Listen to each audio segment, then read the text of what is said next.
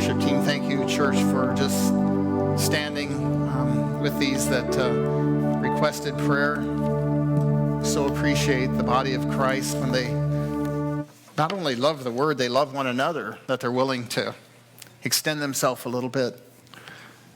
This morning I have a message that I thought I was going to bring to you last week, but last week you weren't here. And but I think it's more appropriate this week. I think that as we think about, here we are, we're into the first week of January. One thing I love about the new year, it's like although many of you probably, unless you're maybe my age, you probably don't use your calendar as much because you have a device. But for those of you who have calendars or even have the concept, I think, the idea of starting over, having a fresh start. It's like the reset button on an electric motor. You overload it and the button pops out and the motor quits working. You just push it in and it resets it. That's what I think about when I think about the new year. Nothing is really, in terms of the new year going from 2020 to 2021, nothing has really changed in that understanding. Now, there's been a lot of change. A lot of things have happened for sure. But because of the calendar flipping over or starting a new year, nothing is really any different. This morning I have a message, and I want you to, if you have something to write with or write on, or I would encourage you to just write down a few things this morning as we work through this, as we go through some scripture. I have a passage out of Philippians that we're going to stay right there the whole morning. And I've given it a title. I changed the title 3 times because I kept meditating on it, and really the Lord just kept speaking to me in my personal life, and it came down to this. It came down to a title of 2 words: one thing. One thing. Now, partially because I'm male, but partially because of how I'm made, I can think about one thing better than I can think about 10 things. And some of us our minds are plagued with so many things going off at the same time. We can't even go to sleep at night. I don't know what that's like. When I lay my head down, we have an agreement, my wife and I, don't expect any important conversation out of me when I'm horizontal. I can't be held responsible for that. It took us about 10 years maybe of our marriage, a long time before we figured out that, there are a lot of I guess arguments. There's no nice way to say that. I can't repackage that, make it spiritual. But a lot of arguments kind of fostered out of that thing where she couldn't understand. She thought that was a time when she had me all to herself and she could give me important information. And then I was snoring. And then it made her feel like she wasn't important. And I remember one night standing up beside the bed trying to work through something, because if I laid down, I just couldn't stay awake. Not because it wasn't important. So I think about one thing. This morning I have the title of the message is one thing, but we're going to be in Philippians. We're going to read in Philippians 3. I'd like to read just a little bit in context. So we're going to start in Philippians 3, and we're going to read a number of verses here in Philippians 3. And this is Paul addressing the Philippians. He says, "Finally, my brethren, rejoice in the Lord. For me to write the same things to you is not tedious, but for you it is safe. Beware of dogs." This isn't like mean dogs. "Beware of evil workers. Beware of the mutilation. For we are the circumcision who worship God in the Spirit. Rejoice in Christ Jesus and have no confidence in the flesh. Though I also might have confidence in the flesh, if anyone else thinks he may have confidence in the flesh, I more so.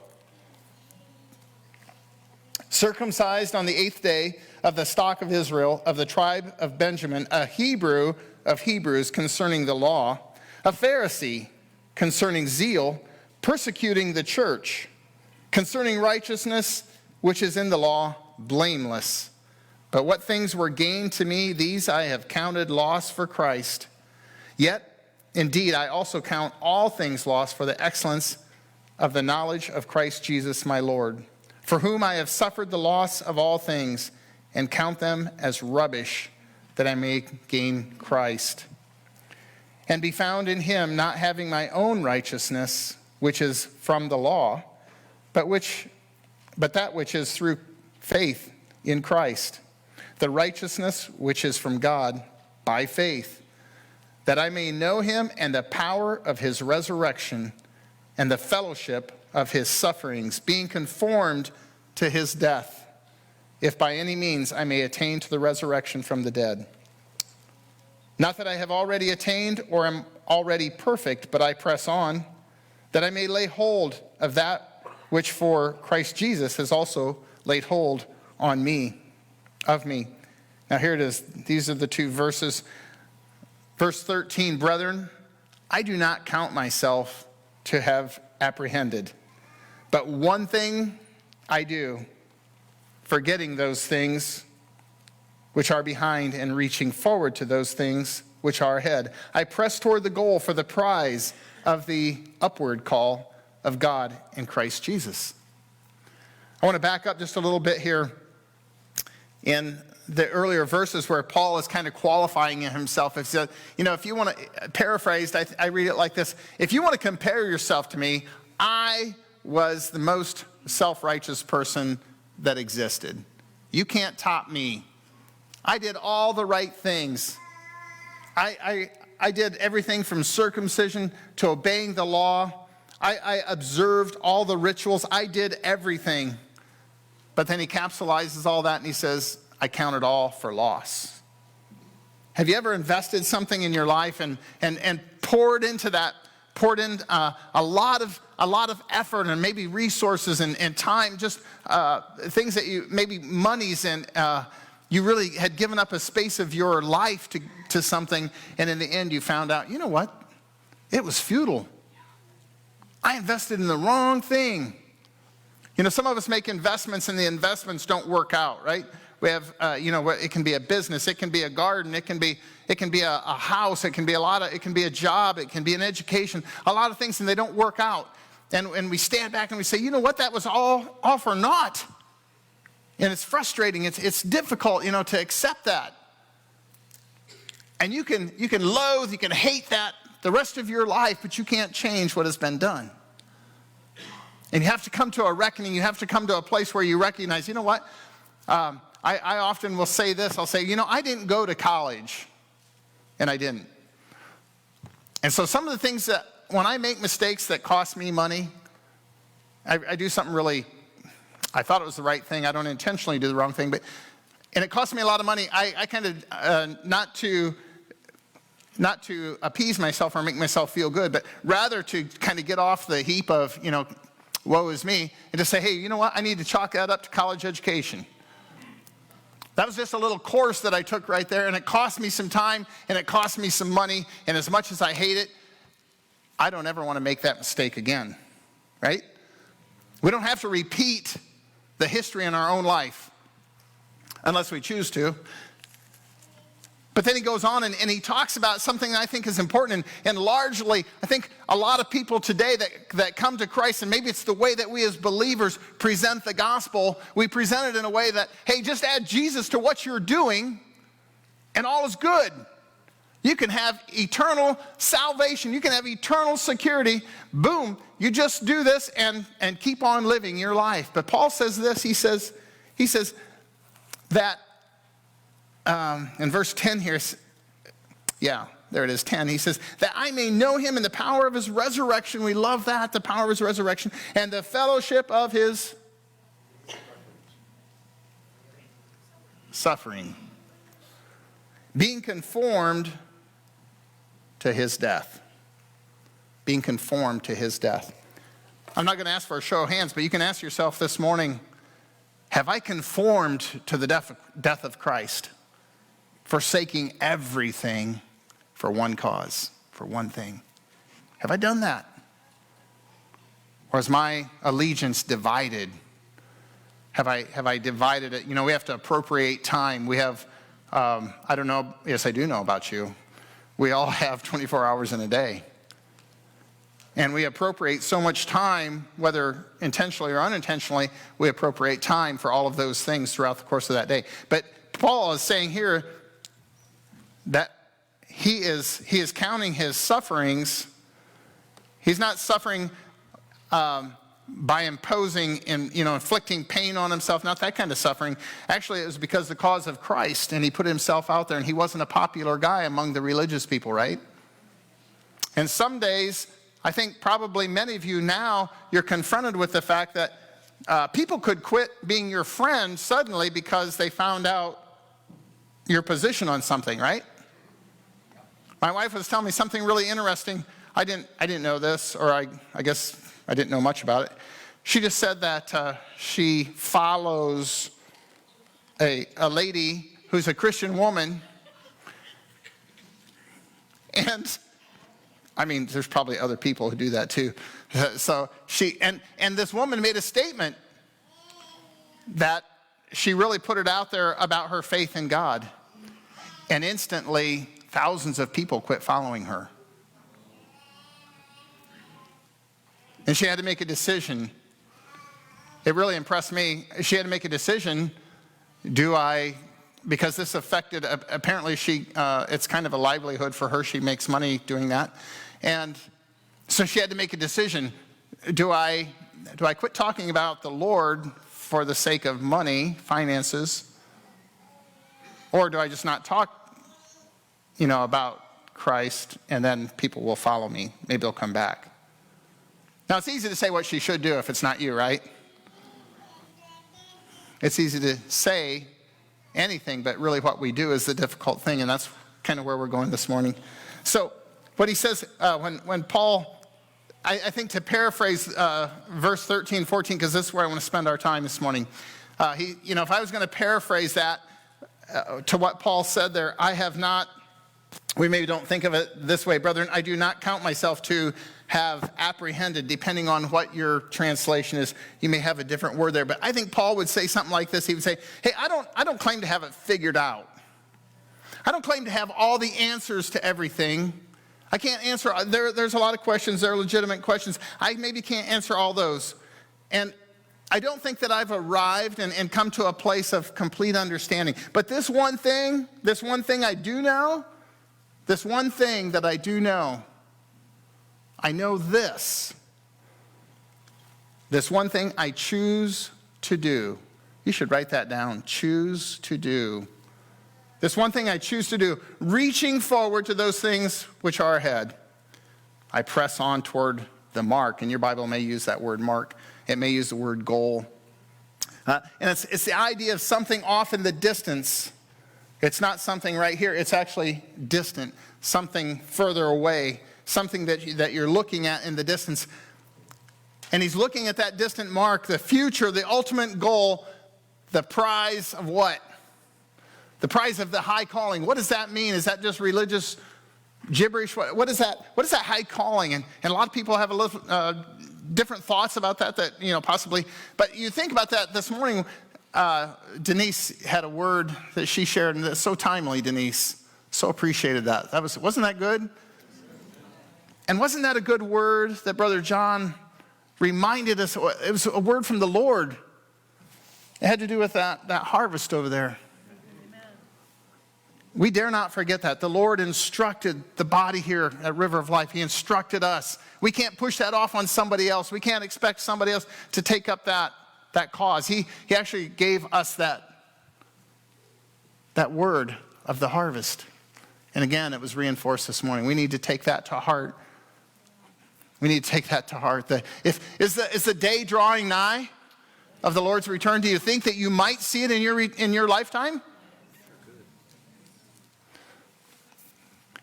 Whether or not you see it in your lifetime that was a word from the Lord that he spoke to River of Life. If you're seated here, he spoke it to you. And you have an option. You can either act on it, or you can just push it aside and say, oh, that was a good word. I can't wait till we get another one. I don't think he'll be patient forever asking us, giving us his word, only for us to disregard it. He might give us a little motivation to take that word to heart. So he says that I haven't apprehended, and that word apprehended means to lay hold of or fully comprehend or to own it, to fully understand. He says, and Paul says that, he says, I don't fully understand this. Some of this is beyond me. And here he's written these epistles. He's written much of the New Testament, and he's saying right here, he says, you know what? I don't fully understand. I don't fully comprehend. But when we lay a hold of something and we understand it, we tend to own it, right? When you get some knowledge about something, you tend to take ownership of that, and you'll speak more boldly if you have understanding. If they really have complete understanding, they're not going to be talked out of something easily. Amen. And Paul's like that here. I don't fully comprehend, but this one thing, I don't know about you, but I haven't always conducted my life in righteousness. I mean, I can even go back probably this past week, right? I don't always hit the mark. I don't always do. I don't know what you think about other people, but I'm amazed that the more I get to know about people, they're just like me. Now, you may look better than I do, and your hair may be cooler than mine, and your clothes. But what I mean by is you're just like me. We face the same kind of obstacles in our life. And there's times in your life, I don't care who you are, when you fall short, right? But we tend to see others at their best. And that's good. That's good. If you do that, you're probably optimistic. And you should do that. You should look for, love believes the best in others, not the worst in them. That's how we should perceive them. However, to think about that, I would say like Paul, hey, I don't claim to have it all figured out. I still have a lot of questions.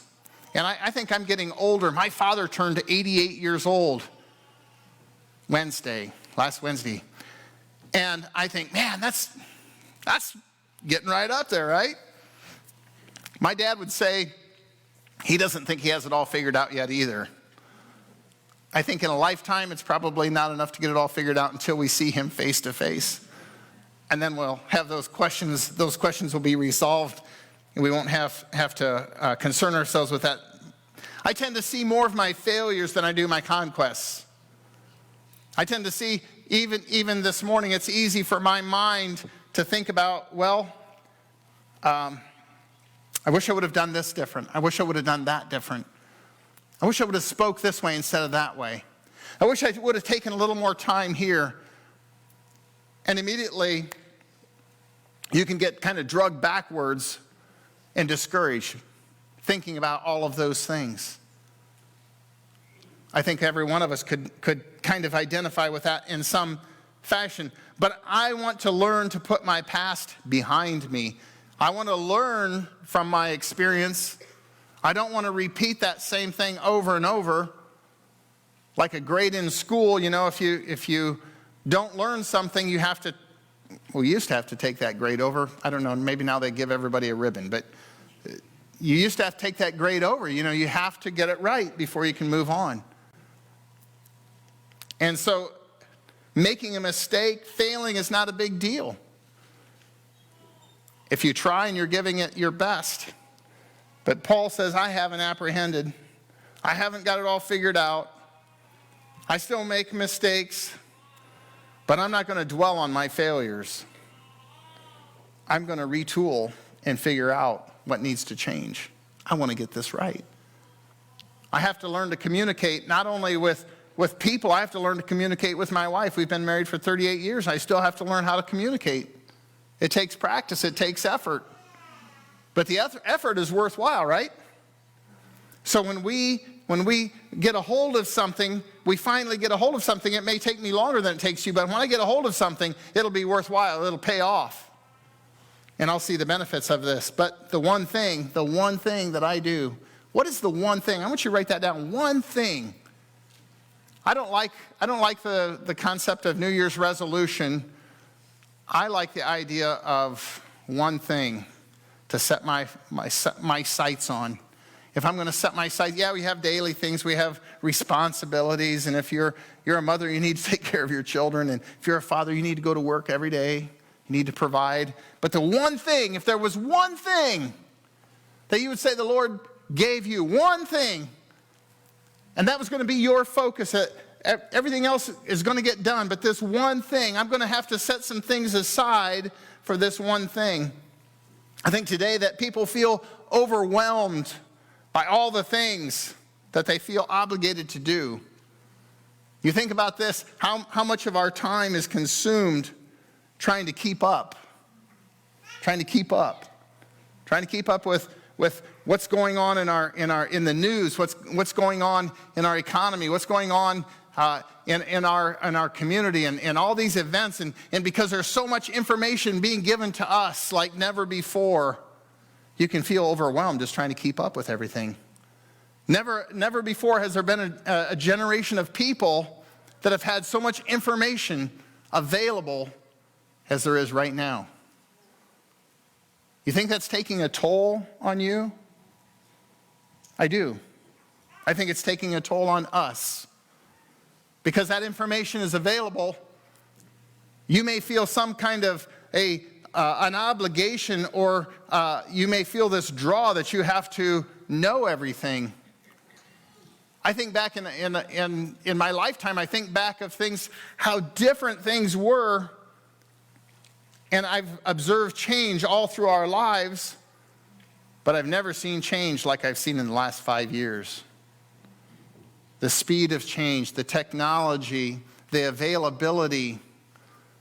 I mean, who would have ever thought you can order something with a click one day, and the next day it shows up on your door, and you never even saw people? Would have never dreamt that. They even deliver on Sunday. Yeah, shame on them.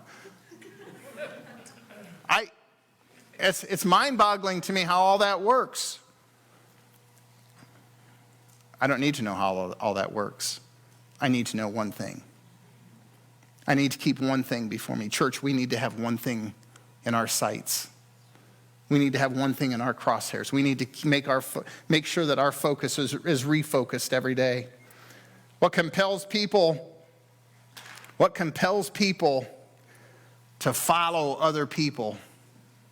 And I'm just using this as an illustration. I'm not condemning it. I'm just saying, what compels people to follow somebody that they would feel that they have to every day check up on what they're doing?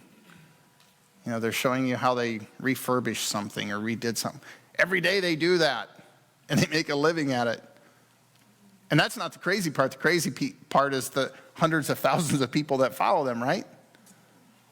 What compels us so much to do that? Why is that so important to us? I thought it was appropriate, Denise, what you said about that idol thing. See, we don't have these little green idols or the little fat Buddha, you know. And we can pride ourselves in that. We're too smart to have an idol like that. Right. Oh no, we used to go to this Chinese restaurant, and my wife had cursed that little Buddha. She did. She'd like, she'd say something to that little Buddha thing. We're too smart to have one of those. But would we have other idols in our life that would take up so much precedence, it'd take up thoughts in our mind, and it'd take time out of our day, it would rob time, and it would even cause us to have anxious thoughts? Come on.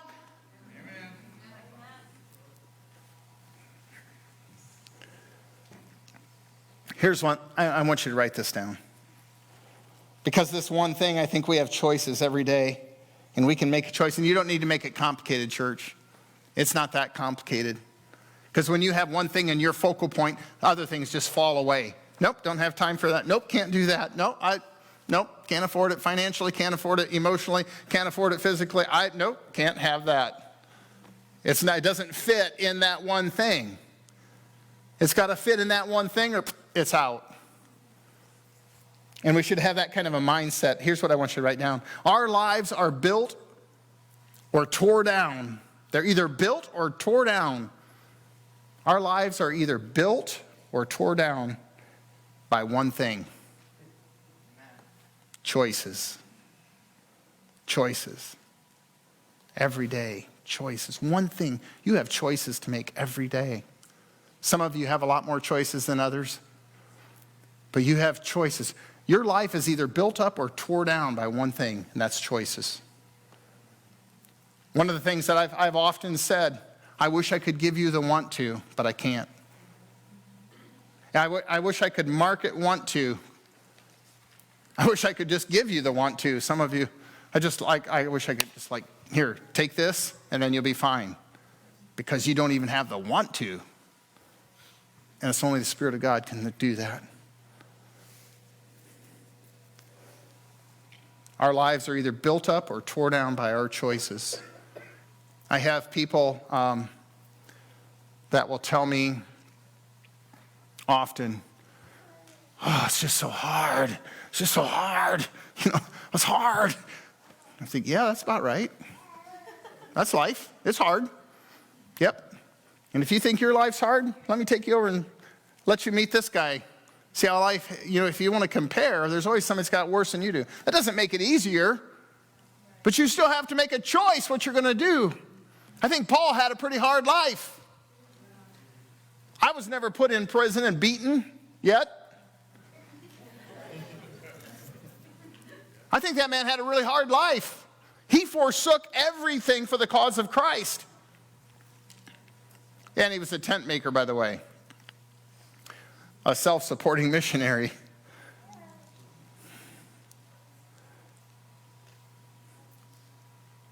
Here's something that I recognize. I've been meditating on this, and some of our choices are deliberate, and some of our choices are subtle. Some choices are deliberate, and others are subtle. They're both choices. You can appease yourself with the subtle ones. What do you mean? Okay, here's what I'm talking about. So let me give you just a simple illustration. This simple, I think all of us can identify with this. A difference between some of our more, I just want to make sure I say this right. I want to convey this right to you. Okay, so let me start here. A deliberate choice. In the morning, you're going to get up in the morning at, what's a good time to get up? We'll go with 5. That's good. So we'll just say 5 o'clock. And I know some of you are like, what? So we'll say, okay, it's going to set the alarm for 5 o'clock. 5 o'clock comes around, and the alarm goes off, and then what happens? Yes, there it is. So you have to make a choice, and this is a choice, a deliberate choice when the alarm goes off to get up. See, I heard that. See, that's a deliberate choice, and a deliberate choice almost always costs you immediately. The cost is immediate. Like there's something that there's going to be an exchange. I get up and I'm going to forfeit sleep. I'm not going to feel as good. Whatever you're feeling, some of you that went like that, that's how you feel. But it costs you something immediately. But the subtle choice that really you can appease yourself and I'm just not going to notice. It's going to, snooze, right? That's delayed expense. It costs you, it's just subtle. You didn't see that it cost it. So the end result is, okay, so and just using that as an example, because I think we can all relate in some fashion to waking up in the morning. You woke up to get here. So we know that we have to wake up, and you make a deliberate choice. I'm gonna get up at 5 o'clock when that alarm goes off. It's a deliberate choice, and it costs me right away. It costs me sleep, and it costs me the comfort of my bed, and maybe it's a little cooler in your house, and so all of that, it's discomfort. It didn't feel good, but I paid the price, and boom, I got the reward. But the reward doesn't come till later because you showed up, you were on time, you get to work, and you get paid, right? There's an exchange. But the subtle choice that you make, maybe some of you went, you say, oh, snooze, and whatever your snooze gives you, maybe 5 minutes and then 10. Okay, you made a subtle choice, and it didn't really cost you anything because right now it just feels good. But later, you're in a tizzy because people are driving the speed limit to get to work, and you have to speed to get there. And now they're the all those bad names. You know, the dummies, get out of the way, get off the road, grandma, whatever. Those comments that you make. I'm a grandpa, so I can say that. But don't be flashing your lights at me because I'm going the speed limit. If you're late, you know, I'm going to probably just give you the peace sign and not have much empathy for you. But you made a choice. It was a subtle choice, and now you're paying for it, and the cost comes later. And it come later in the form of a little, what do they call that, write-up? Yeah. And it's not like a pink slip. It's a negative thing. It's like in soccer, I like watching soccer. The referees are the most entertaining. Little card, they card you. And it's like that. And so the point of it is this, that your choices are either deliberate or they're subtle. But either one, there's a cost and there's a return for that. And Paul said this one thing I do. You see, most all of your deliberate choices that you make are going to cost you immediately. I think too of finances. You know, people who, I think we're the biggest offenders, but there's probably ladies as well. We're maybe the biggest offenders when it comes to finances, justifying expenses. You know, all of our things that we want are big ticket items. You know, trucks, boats, snowmobiles. You know, a shop or whatever. You know, ladies want to hang stuff on the walls and things like that, and we freak out like, what? You paid $100 for that? You could have bought a rim for my truck with that $100. So we can justify it. But you know, here's the thing. So when it comes to finances, there is again the deliberate choice and the subtle choice. The deliberate choice, when you go and you see this thing and it's on sale and you say, hey, I got to have that because it's on sale. I've always wanted one, now it's on sale. It must be a thing. It must be a sign from God. I've heard people say that very thing. Wow. That's it. Wow. And so you have to make a deliberate choice and say, Satan, get thee behind me. You make a deliberate choice and it costs you something because it doesn't feel good. You want that so bad and you have an emotional, attachment to that thing, whatever it is. And maybe it's one of those idols in your life. And you make a deliberate choice and it costs you something right then and there. But you can make a subtle choice that doesn't cost you anything right then. Say, yeah, here's my little Visa card. Hey, I get points. Don't knock it. I'm going to get vacation out of that. I'm going to spend. I love that Dave Ramsey thing. He interviews these two women. They just happen to be women. Okay, I didn't do it. I'm just saying. I'm observing. And he's interviewing these two women, and they're talking about, they're so jacked up about their credit card that they're using because that's the only way that we can go on vacation. We buy stuff, and then we get points, and then that's our vacation.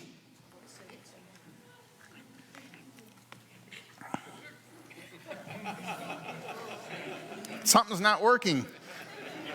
They're spending money, buying stuff, so they get points so they can go on vacation. See, that's a subtle exchange. It's a subtle choice. And so it doesn't cost me anything now. Here's my card. There, I bought it. I got the pleasure, and there's no immediate cost. But it's a choice that I made, and there's a cost down the road. And we all have probably experienced that cost down the road. To some degree, like buyer's remorse or whatever. Oh, I can't believe I did that. And so we have those choices. But Paul, when he says this, stay with me, deliberate and subtle choices. And Paul is talking about just this one thing. He said, I don't claim to have everything figured out. I don't fully comprehend everything. But this one thing I do, I forget those things that are behind me, those mistakes, those stupid things that I have done, those foolish mistakes that I have made, those sinful mistakes that I have made. Don't candy coat it. Yeah, there's been sinful things in my life, and it cost me something. But at some point, you need to wake up, and you need to stop loathing over the past. Because the enemy will rub that under your nose over and over. As long as you rehearse it, he'll keep bringing it. And after a while, you're a well-oiled machine. He can step back. He doesn't have to do anything. Yep, you're on your own. Because you're going back and you're digressing over something that happened, a mistake that you've made, and you can't change it. You can't change it. But here's what you can do. You can consider that some college education. Hey, it cost me something. I made a mistake. Maybe I sinned. I repented. I'm good with God. That's not the issue. I can't go back and change that. And yeah, so I racked up a credit card bill. God forgive me. Yeah, he'll forgive you. But that doesn't mean he's going to bail you out, because if he bails you out, I heard a man say this week. I listened to a guy and he said this. He said, when you're helping your kids, when you help them, you're crippling them. You teach them how to do something. You don't help them do it. You teach them how to do it, and then you help them learn by doing it. Yep. Going to tie that shoe? Well, you can tie that shoe until they're a senior in high school if you want to. They'll let you do it. Well, not a senior in high school anyway. But they will. As long as you keep doing something for somebody, they'll just let you. And actually, it'll train them in a poor behavior. But our Father in heaven, he knows better than that. You racked up that $5,000 credit card? Hey, guess what? You're on your own. I love you. Because I love you, I'm going to let you learn a lesson. It'll stick in your brain a lot better. That's what. So this guy, in context, what he said is, if you're coddling your children all the time, you're teaching them to depend on you, and you're actually crippling your children. Our Father in heaven, he knows that if he bails us out of everything, we're not going to learn anything. We'll just keep doing the same thing over and over. Forgetting what's behind us. We deal with it. We acknowledge it. Yep, I made a mistake. My wife and I, we've learned to communicate better. As we've been married longer, we communicate better. I often say that marriage is better today than it was the day we got married. I thought I was living in utopia when we got married. It's better.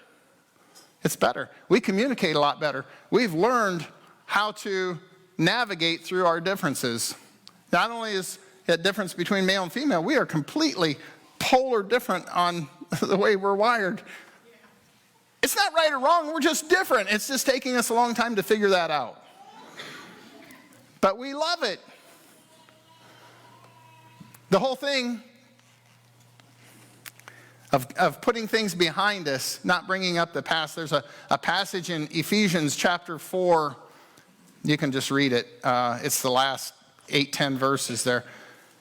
But it's where the 4 rules of communication that a pastor gave us when we got married, and one of those is don't bring up the past. Stay current. I think that's important for us, to stay current. Don't bring up the past. Don't bring it up against yourself. Don't bring it up against somebody else. Once something's been dealt with, move on. Move on. As long as you keep picking that scab, it'll keep bleeding. And the scar gets bigger, and it hurts worse. Or you can just let it go and you can say, that was a time in my life I did make that mistake, but I'm turning and I'm putting that behind me and I'm moving forward, and I'm hoping not to make that same mistake again. That's what Paul is saying. He said, this one thing I do, I'm fixing my eyes on what's before me. There's a guy who, I don't remember his name. I wrote it down. Oh, here it is. There's a guy who, he wrote this. His name's John Bengel.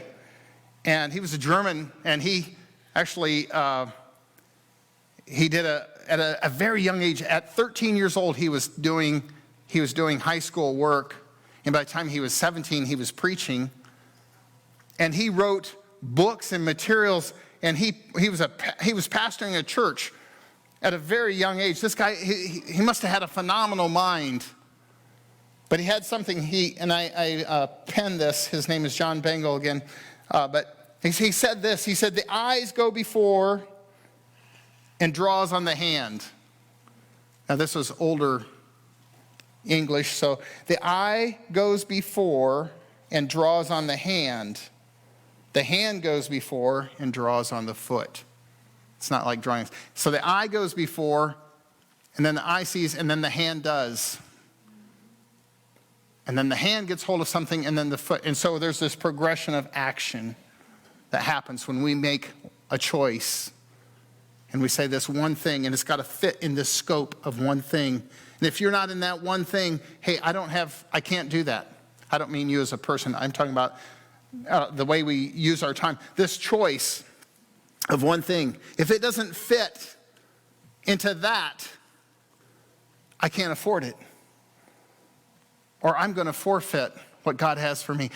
There was something interesting that happened. Denise used terminology. I just love that, what you shared this morning, Denise. She talked about God calling you. How many of you would say God has called you? This isn't a trick question. In some fashion, how many would you say God has called you? I don't mean to be pastor a church necessarily. Has God called you or not? Yes or no? Yes. So if God has called you, then it's reasonable to think that he has purpose for you, that he will equip you, and he will provide everything that you need to fulfill not just that calling, but that beckoning. See, that calling, we can make that calling something like, ooh, Mufasa, it gives me goosebumps. It's not like that. There can be those times, but I think it's far more practical where he's calling us saying, come to me. Come to me. Come to me with your cares. Come to me with your concerns and lay them at my feet and stop laboring over that. Stop worrying about that. So he's called each one of you. He's called each one of us unto himself. And that's what Paul was reaching forward. I seen a picture of a runner, and you may know where this was at. But this picture of the runner, and he was in a race, and one thing that you learn about runners is the sprinters. They're the ones with the big thighs, and they're massive. They're powerhouses, but they start fast and they end fast. Incredible speed. And then you have those long distance runners. They look like they're malnourished. But they can run forever. And they have this glide, I think about the people in the Boston Marathon. Just to run in the Boston Marathon, you have to average, I don't want to misquote it, but you have to average, your average speed has to be something faster than on my best day I could run 1 mile. You have to, right, Jerry? It's crazy. And yet these people, when you look at people who run the Boston Marathon, even to get into that, that group that's allowed to run, they're lean. And because they have to have one thing in their mind. Can I afford to eat ice cream? Probably not, because it's not in that one thing.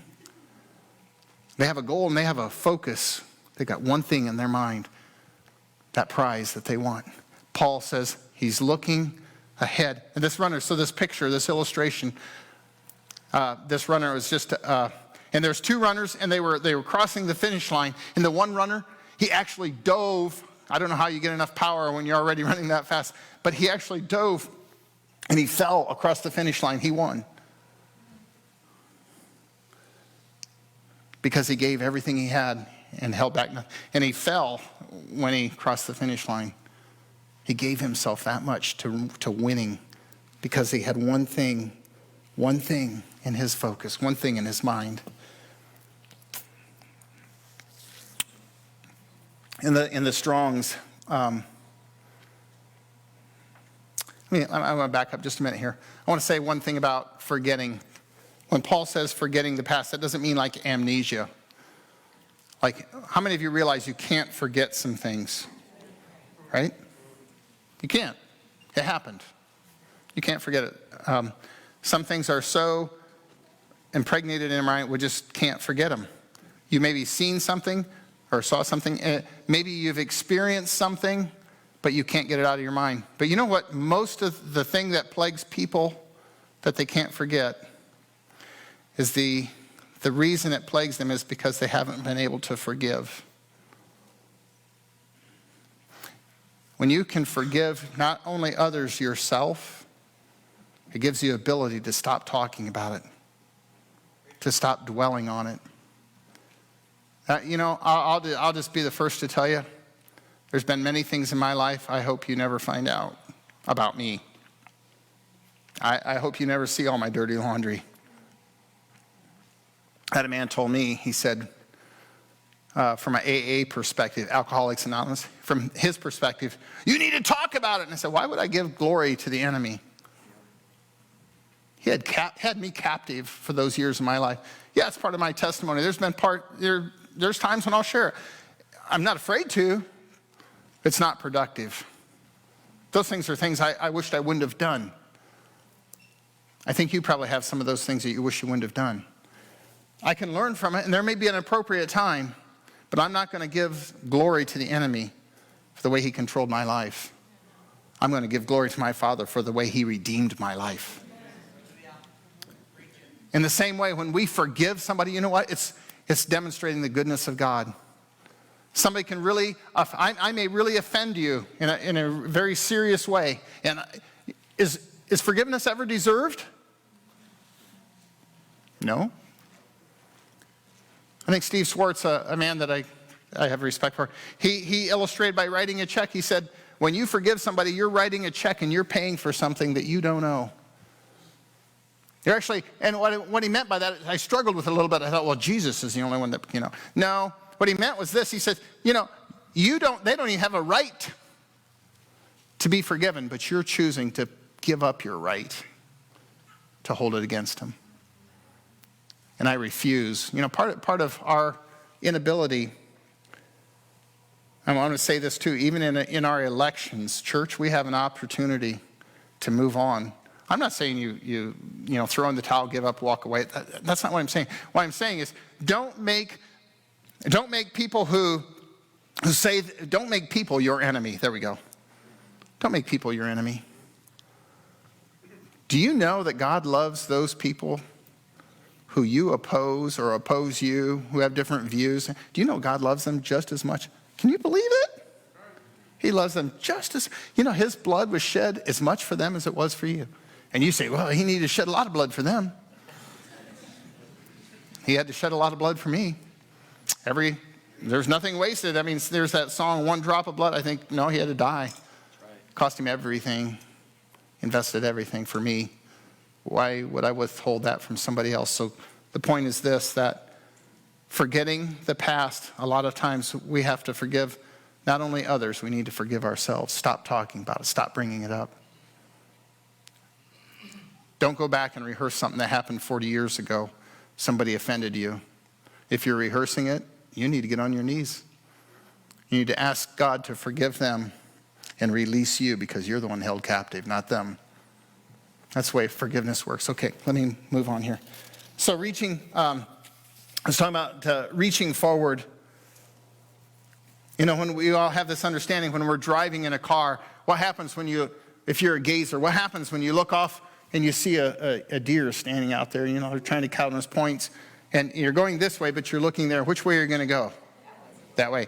So it works that way. So when you don't have the proper focus, your direction could be anywhere, wherever you're looking. That's where. But when you are focused on just one thing, nothing else fits in that vision. My wife, she'll say, the cue for me is my name, Rick. What? Like, you're driving. Okay, don't get distracted. So I think for us to have that one thing, what is that one thing? Because here for Paul, what he's talking about in the end, he said that we should have this one thing, or he has this one thing, forgetting the past and reaching forward, depending on the reading, reaching forward to those things which are ahead, the things before you, the things God's put in your heart. And remember this, if it's something in front of you, don't be one of those people who says, oh, hey, this is a goal of mine, but you never made plans to fulfill that goal. All that is we call it a wish. Until you put plans to your goal, it's just a wish. Don't tell me, oh, I had a guy told me, he says, I have a goal. I want to buy a new truck. I said, so tell me how he said, I want to get this new truck. And I said, so what is your plan? How you doing? Well, I haven't really done anything yet, but well, that's just a wish. That's not a goal. It's okay to wish for something. You can believe in fairy tales and things, but really to put something into action, you're going to have to, unless you're doing the lottery, that's wishing. Your odds are pretty low, pretty bad. You better buy your wife flowers or take her out for dinner. At least you get an exchange return for something. relationship. But when you have a goal, when you have something in your crosshairs, you need to put a plan in place so it happens. You need to start, not tomorrow, right now, today. Don't put it off till tomorrow, because tomorrow there'll always be tomorrow. Okay.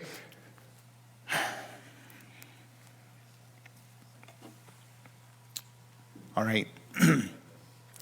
I press toward the goal for the prize, toward the goal, the mark, the prize, the upward call of God in Christ Jesus. What is that upward call? See, God has called each one of us.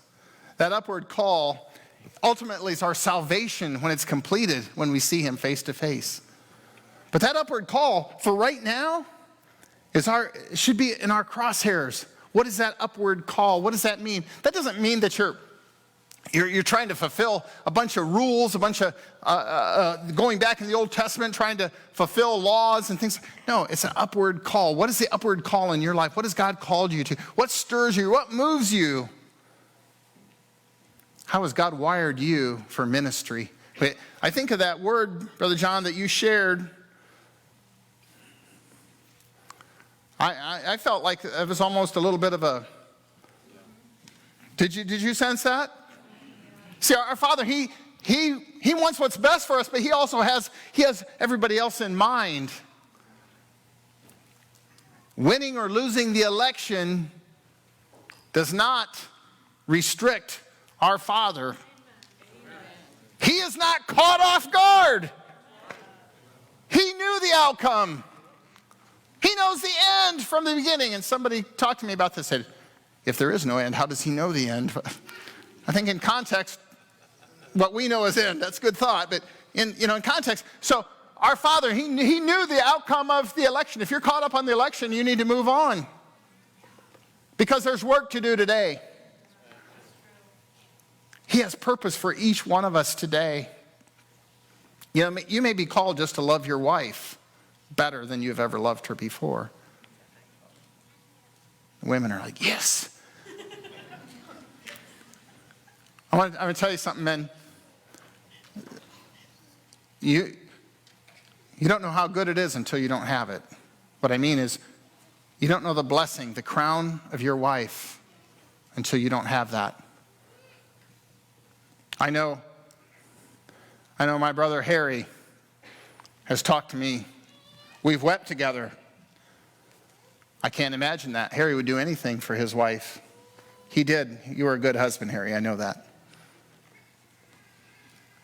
Don't take each other for granted. Don't take other people for granted. Don't take people that oppose you for granted. God may have put them in your life for their benefit. What? They don't even like me. Yeah, maybe he brought them to you.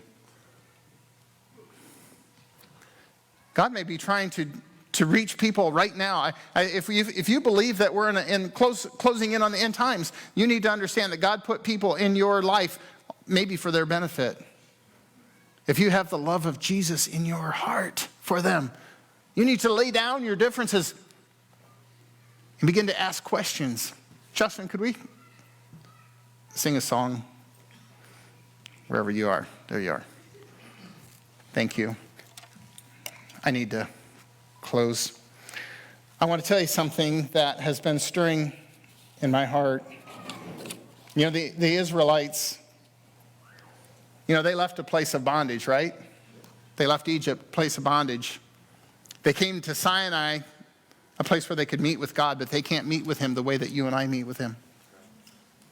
But then because of their unbelief, they wandered for 40 years, 40 stinking years, because they lost vision of one thing. One thing. And Paul had that one thing in his focus. He had that in his crosshairs. Do you have one thing this morning in your life that you say, this is everything to me? I'm not asking for any hands. I'm not asking for you to respond to me necessarily. I'm just saying, and maybe that one thing is what Denise talked about. Maybe it's an idol in your life.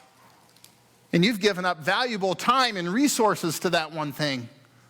And Paul, his admonition, the word of God is to us, forget those things are behind me. And set my eyes on that mark, that prize, that upward calling. Set my eyes on the calling that God has called each one of us to. What is that calling? Seek him and he'll show you. Seek his face and he'll show you. He's not a respecter of persons. He doesn't prefer a pastor over somebody sitting in one of the chairs. He doesn't prefer somebody because they're a good speaker. He doesn't prefer somebody because of their exterior. Actually, what he prefers, the word says that it's a heart full of faith toward him. What is that one thing? That one thing. Those choices we make every day, whether deliberate or subtle, will either steer us toward that one thing or away from that one thing. But we have to make a choice every day. We have many choices that we make every day. Justin, can we sing that song or what were you going to sing? If you want to sing one, I'll let you decide. Sorry about that. Let's stand and sing, and then I'll close after that, okay?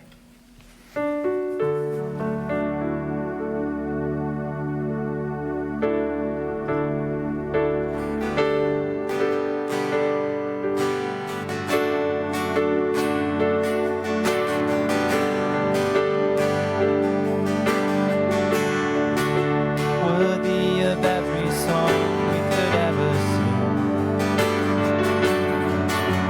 worthy of all the praise we could ever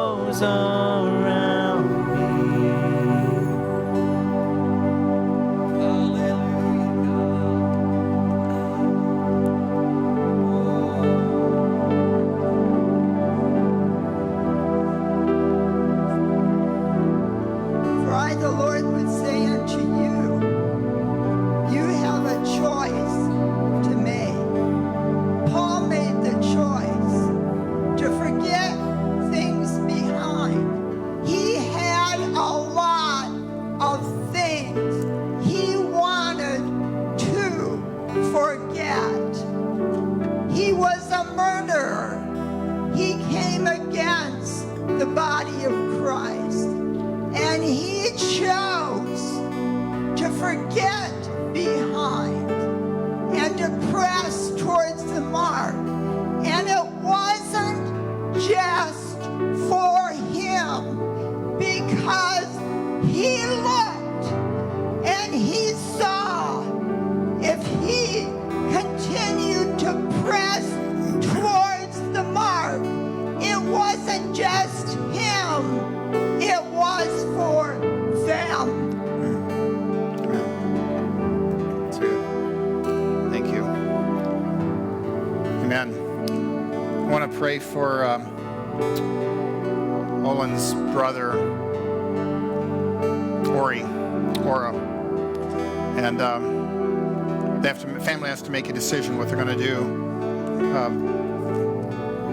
whether or not they're going to take him off the machine, this end of life decision. So we want to pray for the family. It's a difficult thing. And then also just, there's a young lady, her name's Amy. She is actually a first cousin to Drew. And she starts she's got to drive to Indianapolis every week for treatment for cancer. Her and her husband, Abel. So if you could remember Abel and Amy. Amy's the one with the cancer. And then also Ora and his family, more importantly, his family. So let's pray. Father, today we just thank you for your word. We thank you that you have not left us without hope. Thank you for the hope of Jesus Christ. Thank you for hope of eternal life with you in eternity. Thank you, Lord, that you have given us all things that pertain to life and godliness. You've equipped us, Lord. We have need of nothing. Thank you for that. Thank you, Lord, for the blessings that we enjoy every day. Thank you for the relationships of one another, for the body of Christ, and lift up Abel and Amy to you, even as they begin this process of going through treatment. I just ask that you encourage them, strengthen them for the days before them. And for Ora, Father, especially for his family, Father, just ask for comfort, for peace that passes all understanding. Father, you know the end from the beginning, and we trust you. We walk in faith, not by sight. I feel like Paul, I've not apprehended. I don't know. I don't have answers, but I know you do. So we trust you today, and we ask that your peace would prevail in this family. Father, that you would continue to move and draw hearts. Thank you for the body of Christ here at River of Life. Thank you for each person here. And Father, as we commit our ways to you, would you help us to keep that one thing before us in the days to come. In Jesus' name, amen. God bless you. Come back tonight for prayer over on the east side, and have a great afternoon. If you'd like prayer for anything, the elders are here. We'll pray.